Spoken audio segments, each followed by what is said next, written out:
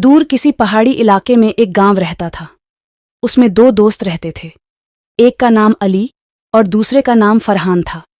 अली पहाड़ की चोटी पर रहता था, जबकि फरहान गांव की तलहटी में रहता था। वे बचपन के दोस्त थे, लेकिन उनकी आदतें बहुत अलग थीं। अली बहुत गंभीर और एकांत प्रिय व्यक्ति थे। वह अकेले रहते थे और लोगों से मिलना जुलना पसंद नहीं करते थे। वह कभी किसी के घर नहीं जाते थे और न ही किसी को अपने घर बुलाते थे। शाम को गांव के आदमी अपना कामकाज खत्म करके चाय की दुकान पर इकट्ठे होते और दुनिया जहान की बातें करते। लेकिन अली वहां कभी नहीं जाएंगे। सिर्फ वह अपने खेत में बिना डरे काम कर रहा होगा, या फिर लोगों से नजरें छिपाकर सड़क पर आता जाता नजर आएगा। उनके बारे में ये मशहूर हो गया कि वो दुनिया के सबसे दुखी इंसान हैं। इसके विपरीत एक और दोस्त, फरहान, जो गांव में रहता था, वह एक मुस्कुराता हुआ आदमी था। वह हमेशा खुश दिखते थे, लोगों से संवाद करता है। वह उनके समारोहों में भाग लेते थे और उनके साथ अपनी खुशियां साझा करते थे। जब उसने देखा कि अली दिन ब दिन उदास होता जा रहा है, उसने लोगों से मिलना जुलना बिल्कुल बंद कर दिया है। इसीलिए वह चिंतित हो जाता है और इस समस्या को हल करने के लिए कोई तरकीब सोचने लगता है। कई दिनों तक सोचने के बाद आखिरकार वह एक नुस्खा लेकर आए। इसकी शुरुआत वसंत के दिन हुई, जब सुखद हवा चल रही थी। वह कंधे पर फलों की टोकरी लेकर अली का दरवाजा खटखटा रहा था। अली ने दरवाजा खोला और आश्चर्य से उसकी ओर देखा। फरहान ने उसका अभिवादन किया और टोकरी उसके हाथ में देते हुए कहा, तुम मुझसे मिलने मत आना, मैंने सोचा था कि मैं खुद मिलने आऊंगा। ये मेरे बगीचे के फल हैं। अली ने उसे अंदर बुलाया। दोनों बैठ गए। फरहान उनसे इधर उधर की बातें करने लगे, लेकिन अली बहुत कम बोल रहे थे। आखिर फरहान ने पूछ ही लिया, क्या आप बीमार हैं? नहीं, उसने उदास होकर कहा। तो फिर इतना उदास चेहरा क्यों बना रहे हो? चलो बाजार घूम आते हैं, मैंने सुना है कि खान बाबा को सर्दी के लिए अच्छे कपड़े मिले हैं। अली कुशन कुशन उनके साथ चल दिए। फरहान ने एक जोड़ी कपड़े अपने लिए खरीदे और दूसरा अली को तोहफे में दे दिया। अली मना करते रहे, लेकिन फरहान नहीं माने। फिर दोनों चले गए और अपने अपने घर चले गए। कुछ दिन बाद फरहान झाड़ियों को छड़ी से हिलाता, इधर उधर देखता और जोर जोर से दरवाजा खटखटाता हुआ उसके घर की ओर आया। अली, बाहर आओ। मैंने आज एक अजीब पक्षी देखा। उसका शरीर नीला, आंखें हरी और आंखें लाल थीं। वह उस दिशा में उड़ गया। चलो भी, इसे खोजें। अली काफी देर तक सो रहा था। उसे लगा कि गांव पर कोई विपदा आ गई है। वह उठा और बिना चप्पल पहने ही घर से बाहर भाग गया। उसे इस हालत में देखकर फरहान हंसने लगा। उसे हंसता देखकर अली को गुस्सा आ गया और उसने हंगामा शुरू कर दिया वापस जाने के लिए, लेकिन फरहान ने उसका हाथ मजबूती से पकड़ लिया और यह कहते हुए चला गया, अरे यार, बिना वजह दिन में सोना किसी जवान आदमी को शोभा नहीं देता। वे दोनों पास के जंगल में चले गए और काफी देर तक वहां घूमते रहे। पक्षी को ढूंढते हुए वे बातें भी कर रहे थे। अली का मूड ठीक था। फिर फरहान ने थक कर कहा, मुझे पता है कि वह पक्षी कहाँ गया। इसे छोड़ो, चलो भी, कुछ खाओ। उसने अपने थैले से एक बिजनी रोटी और अचार निकाला और कहा, आओ, दोनों चीजें बहुत स्वादिष्ट हैं। आपकी भाभी ने बनाया है, मजा आएगा। लगता है आपने घर से ही बनाया है। अली ने कहा, हाँ, मैं हर काम प्लान के साथ करता हूं। फरहान ने कहा। दोनों घास पर बैठकर खाना खाने लगे, बातें भी कर रहे थे। फरहान ने कहा, तुम्हें शादी कर लेनी चाहिए, मुझे इससे कोई दिक्कत नहीं है। अली ने कहा, मुझे नहीं लगता कि आप खुश हैं। फरहान ने कहा। अली उनसे दूसरी चीजों के बारे में बात करने लगे। फरहान समझ गए कि अली इस विषय पर बात नहीं करना चाहते। उन्होंने दोबारा इस बारे में बात नहीं की। फिर कुछ देर बाद वे अपने घर लौट आए। फिर एक दिन इसी तरह फरहान हाथ में एक बड़ा बक्सा लिए हुए थे और अली का दरवाजा खटखटा रहे थे। अली, दरवाजा खोलो। क्या तुमने अपने सारे घोड़े और गधे बेच दिए हैं और सो गए हो? जब अली ने दरवाजा खोला तो वह चिल्लाया, दोस्त, मुझे बधाई दो, आज मेरा जन्मदिन है। मुझे इस दुनिया में आए 25 साल हो गए हैं। अली बहुत मुस्कुराए और बधाई दी। दोनों अंदर बैठते हैं। फरहान ने हाथ पकड़ते हुए कहा, मैं आज बहुत खुश हूं। मैं इस धन्य दिन पर इस दुनिया में आया।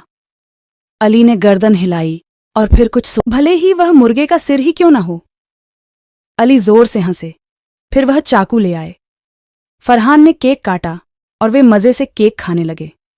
साथ ही वह अपने बचपन की यादें भी ताज़ा कर रहे थे। फरहान ने कहा, तुम्हें याद है, बचपन में हम अखरोट तोड़ने के लिए जंगल जाते थे और एक बार हमने वहां एक चुड़ैल देखी थी। आपको कई दिनों तक आराम करना पड़ा। उस दौरान चुड़ैल को कई अन्य लोगों ने देखा था।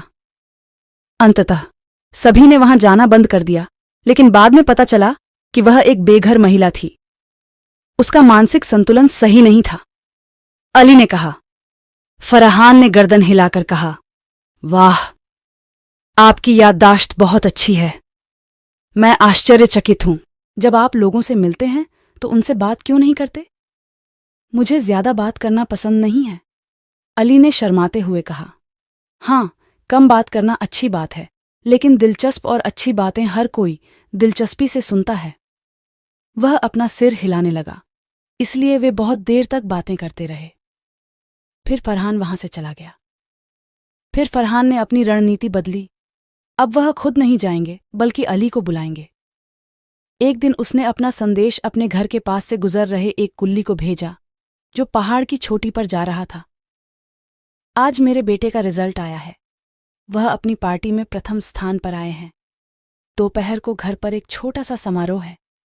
आपका भतीजा कहता है कि चाचा के बिना मजा नहीं आएगा।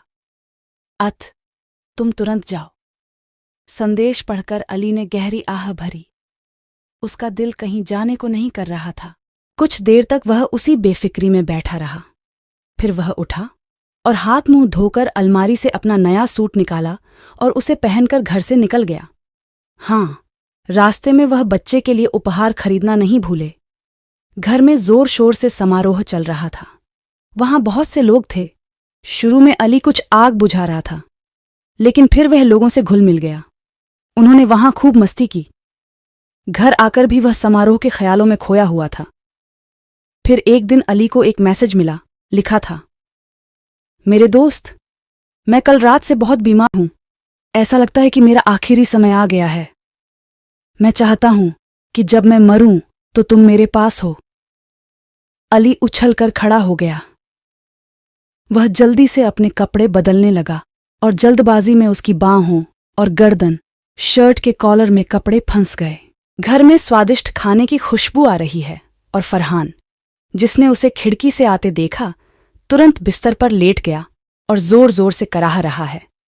अली उसके पास बैठ गया और उसका हाथ अपने हाथ में लेकर बोला, मेरे दोस्त, तुम्हें कौन सी बीमारी है?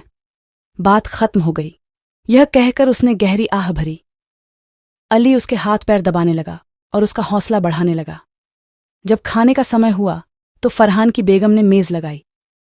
मान ने देखा कि उस पर अनेक प्रकार के भोजन, फल और मिठाइयां थीं। उन्होंने फरहान से पूछा, क्या डॉक्टर ने आपको खाने से परहेज करने को नहीं कहा? नहीं, इस बीमारी में आप सब कुछ खा सकते हैं।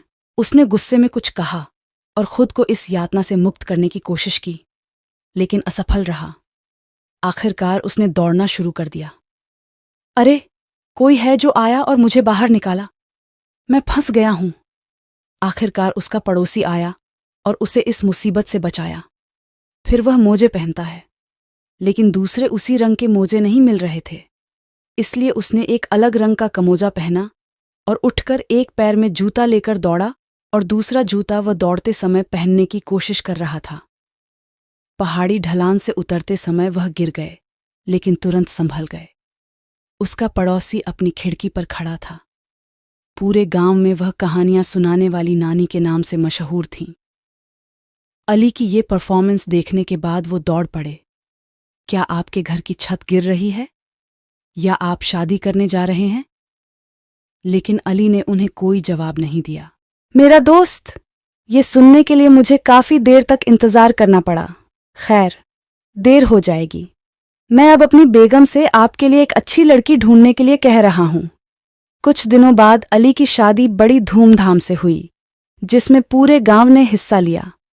फरहान ने भी अपने हाथों से उसका घर सजाया। वह बहुत खुश था। इस मौके पर कहानी सुनाने वाली दादी ने एक लंबा भाषण दिया, जिसका सार यह था कि एक दिन उन्होंने अली को अजीब सी पोशाक में इधर उधर भागते देखा था। करने जा रही हैं, और दूल्हा दुल्हन ने दुल्हन को बधाई दी। इस तरह एक दोस्त ने समझदारी से काम लेकर दूसरे की बुरी आदत बदल दी। आज भी वे दोनों एक ही गांव में रहते हैं और जब भी मिलते हैं तो पुरानी बातें याद करके हंसते हैं।